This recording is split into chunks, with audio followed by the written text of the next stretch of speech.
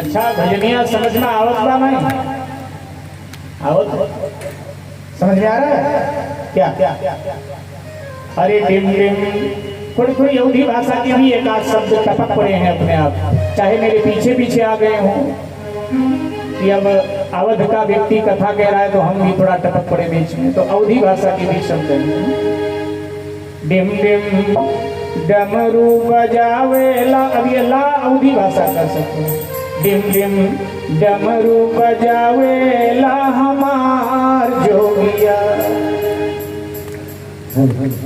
वैसे भी अवधी भाषा आप सबकी मौसी लगती है और मौसी बहन के बेटे को बहुत प्यार करते हैं, इसलिए सब गाएंगे। अरे डिम डिम डमरू बजावेला हमार जोगिया। जल्दी जल्दी गाओ, किसी जी का ब्याह है। बहुत अच्छा बहुत अच्छा। अब ईमानदारी से गाना। अच्छा जब ब्याह होता है तो माताएं बहनें ही गाती हैं, आदमी लोग थोड़ा गाते हैं। अब हमको तो गाना पड़ेगा क्योंकि हमको तो 21 तारीख को दक्षिणा लेना है ना, तो हम तो गाएंगे, लेकिन आप लोगों को गाना चाहिए क्योंकि बहनों का काम है ये गाना, ठीक है।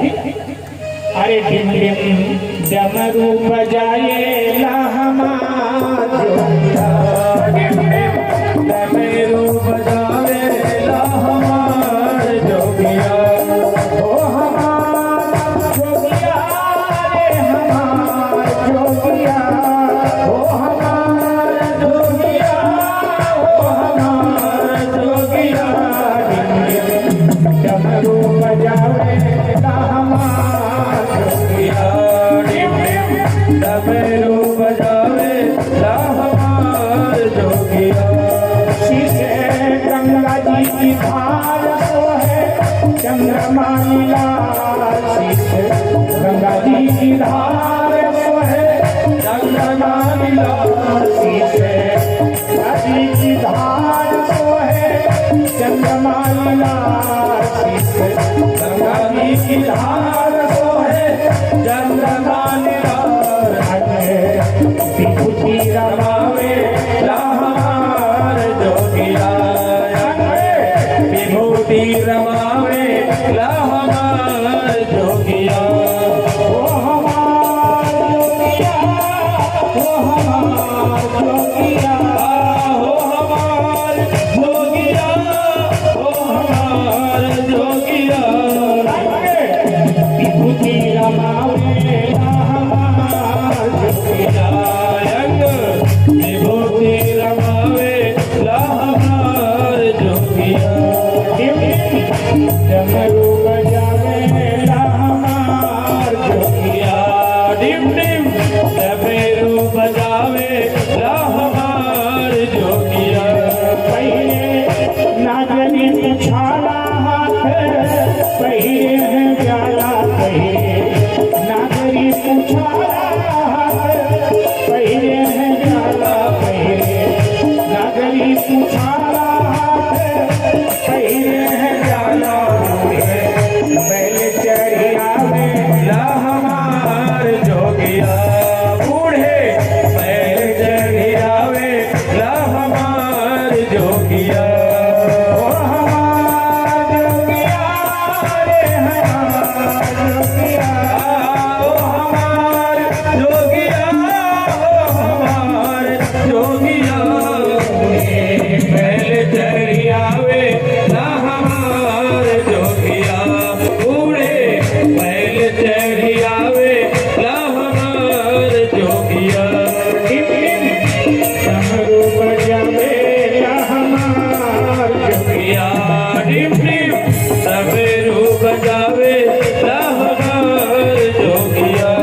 संग भूत बरियात और जोगी के जमात। संग भूत बरियात और जोगी के जमात। संग भूत बरियात और जोगी के जमात। हरदम राम नाम गावेला हमार जोगिया। हरदम राम नाम गावेला हमार जोगिया। ओ हमार जोगिया रे हमार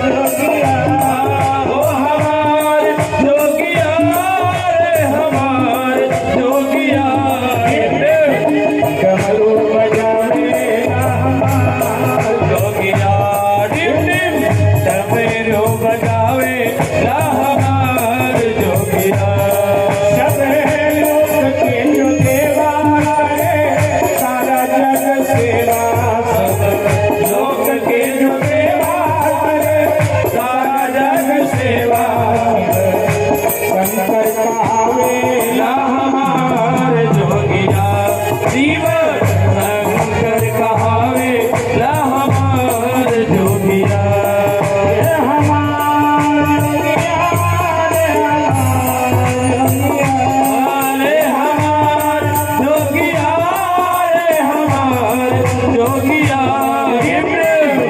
डमरू बजावे जोगिया डिम डिम डमरू बजावे ला हमार जोगिया।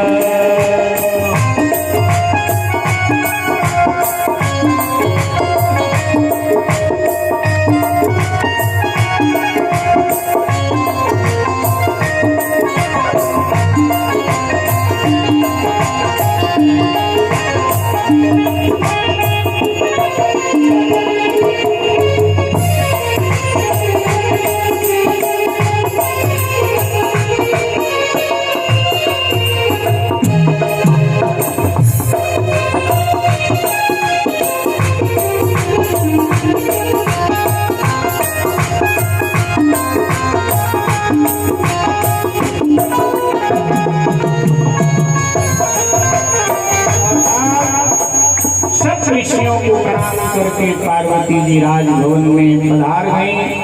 इधर सप्त ऋषियों ने आकर भगवान शंकर से कहा कि हे महाराज, भगवती पार्वती की हमने परीक्षा लिया, वो परीक्षा में उत्तीर्ण हो गई, अब क्या आदेश है? बोले ठीक है, फिर जाओ लगन पत्रिका तैयार करा के लाओ, ब्रह्मा जी को दे दो।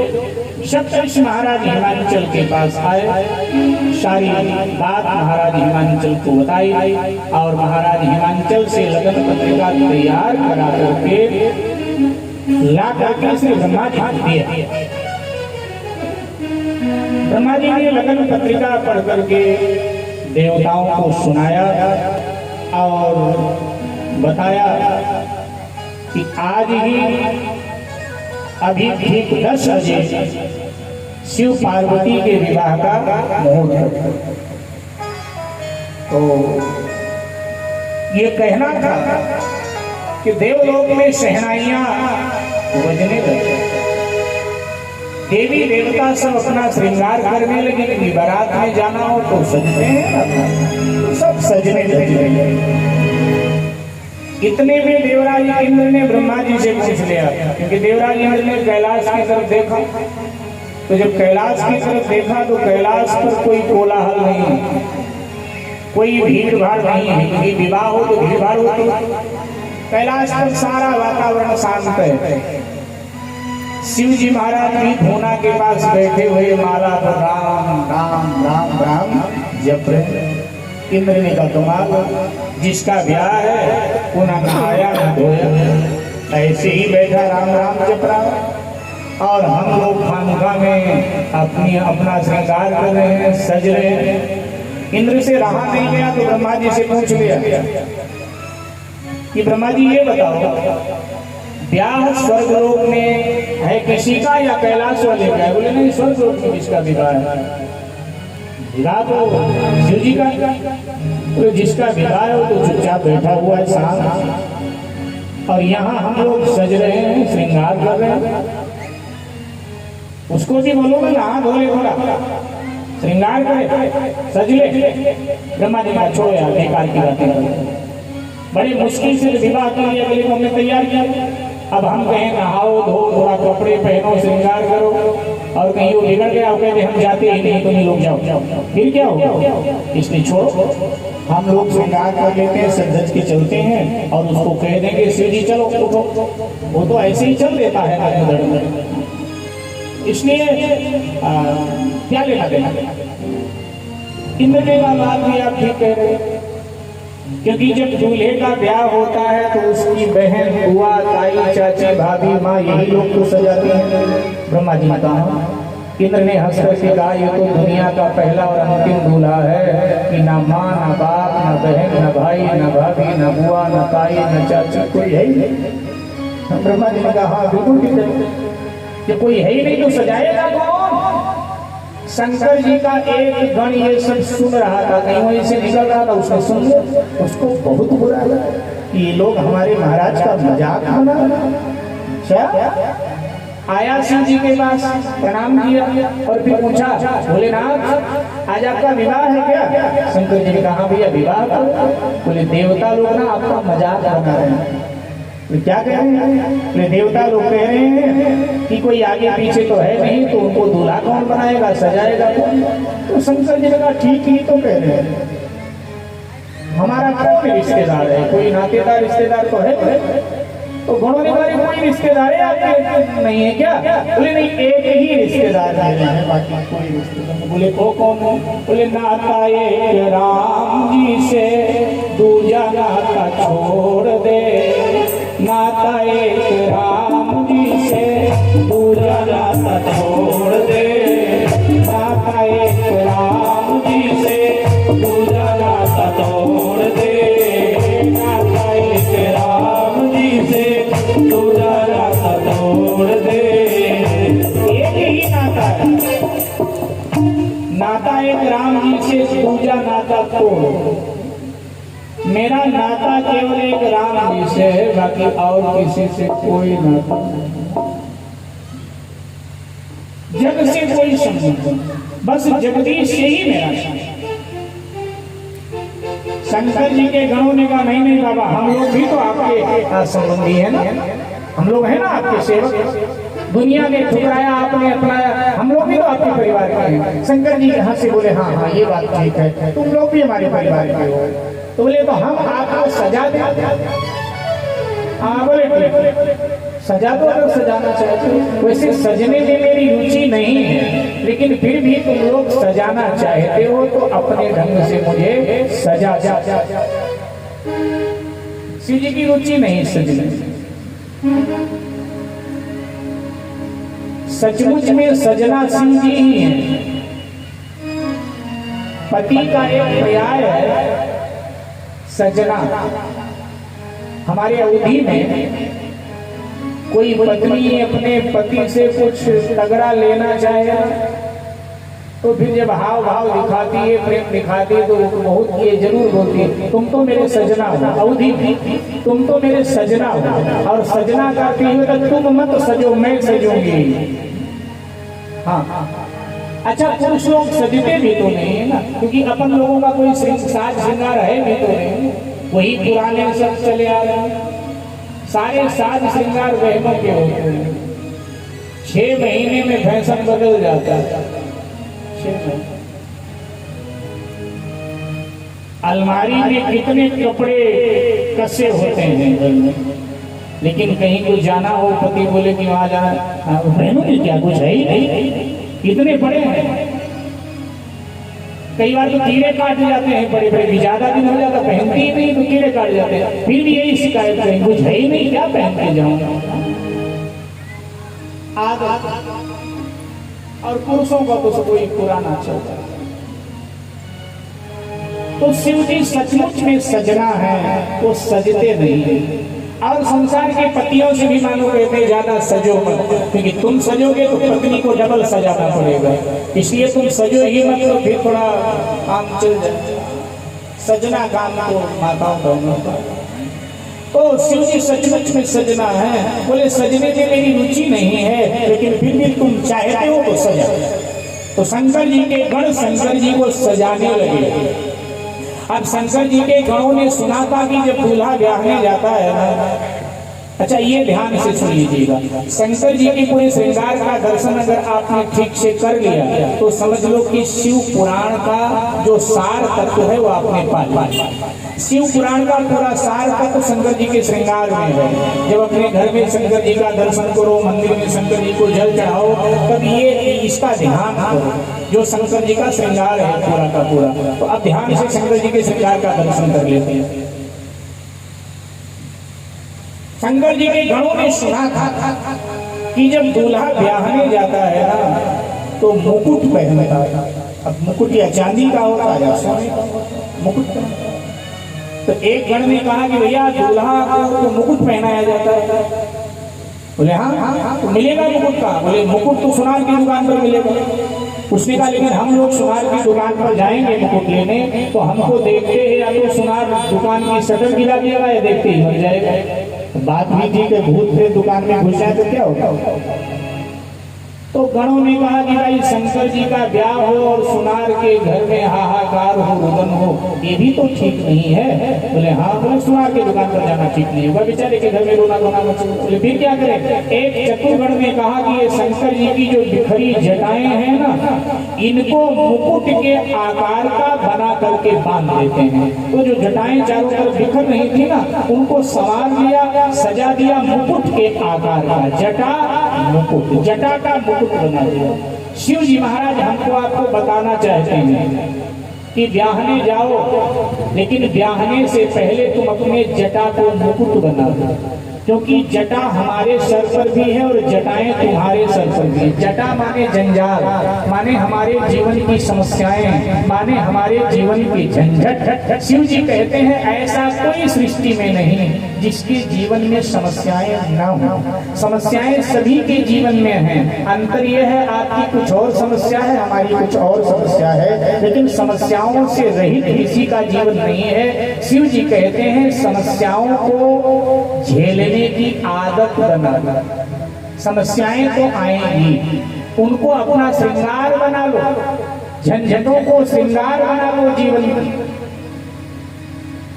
मैंने अपने जटा में गंगा बहाया तो हमारी समस्याएं हमारा कुछ बिगाड़ नहीं पाई। तुम भी अपने मस्तिष्क में ज्ञान की गंगा बहाओ तो तुम्हारी समस्याएं भी तुम्हारा कुछ बिगाड़ नहीं पाएंगी। इसलिए सर पे जटा है और जटा का मुकुट बना दिया करो।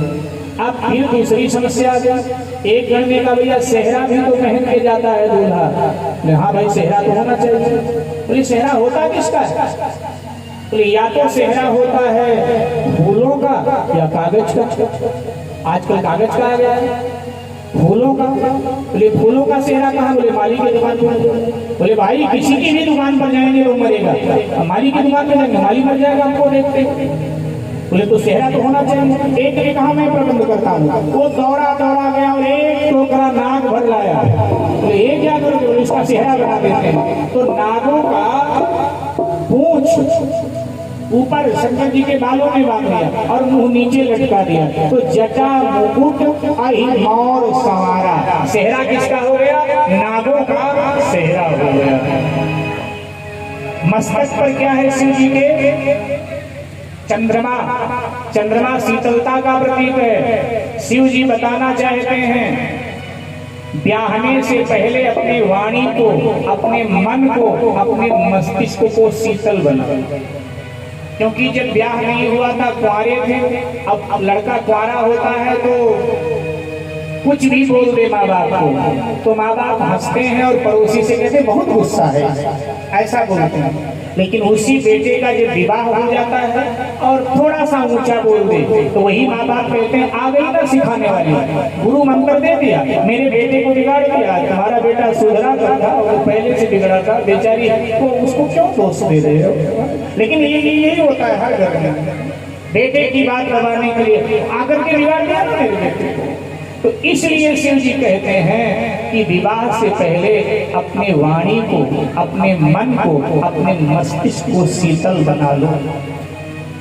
ऐसी वाणी बोलिए मन काया पाप होए और को शीतल करो आपो शीतल हो।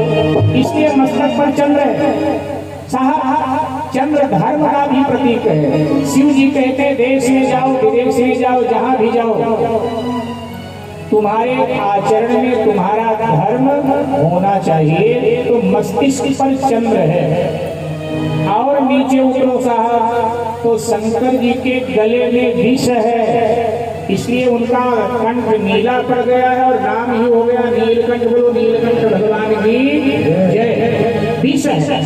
शंकर जी कहते हैं कि भैया गृहस्थ में प्रवेश करने से पहले विष पीने की आदत बना, क्योंकि समाज विष ही देता है। जब कोई अच्छा काम आप करोगे तो समाज आपके सामने आपकी प्रशंसा करेगा, पीठ पीछे आपकी आलोचना करेगा। विष ही देता है समाज, आलोचना रूपी विष, निंदा रूपी विष। आप दान पुण्य करें और हम आपके पड़ोसी से पूछें कि फला बहन जी तो बहुत दान पुण्य करते हैं, फला भाई साहब तो बहुत दान पुण्य करते हैं, तो पड़ोसी ये नहीं कहेगा हाँ हाँ बड़े दानी हैं, वो कहेगा महाराज तुम्हें कुछ नहीं पता, कहीं 2 नंबर का लग गया है हाथ इसलिए दान पुण्य हो रहा है। अब ये बात जब आप सुनोगे कि मेरा पड़ोसी मुझे ऐसा बोल रहा है तो आपको ये विष लगेगा। शिव जी कहते इस विष को आपको पीना पड़ा। लेकिन सुनो कैसे पीना, शिव जी कहते हैं कि मेरी तरह पीना, इस निंदा रूपी विष को, आलोचना रूपी विष को अपने वाणी पर मत रखना, क्योंकि वाणी पर रखोगे तो तुम्हारी कोई आलोचना करेगा, तुम उसकी आलोचना करो, ये ठीक नहीं।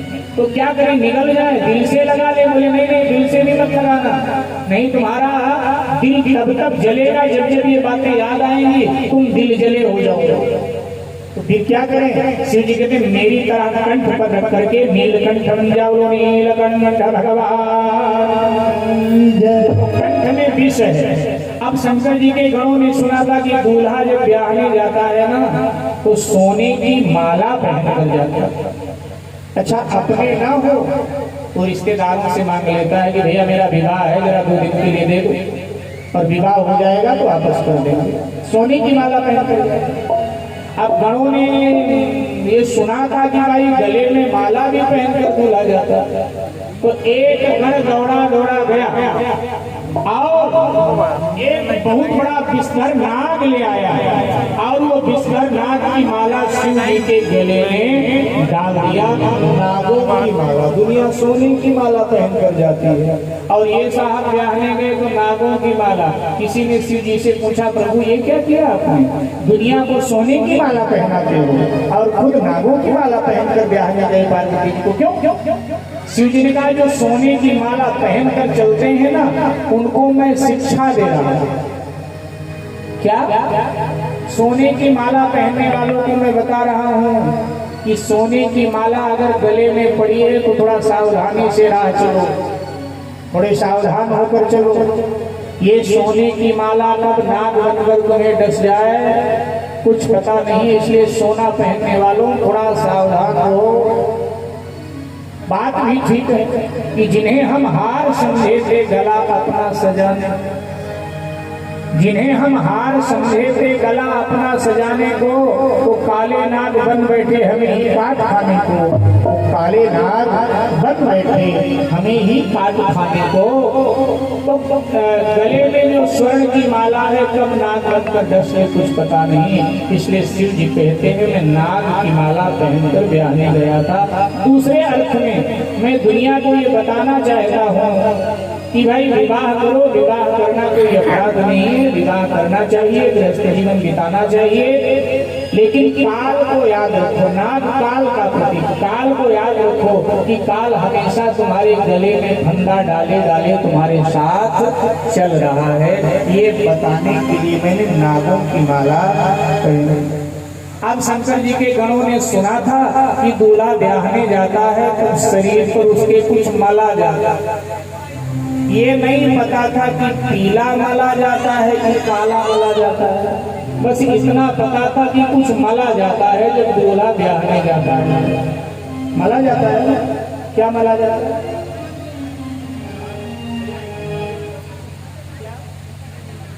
बटना। अच्छा, बटना बनाया कैसे जाता, क्या क्या डाला जाता है?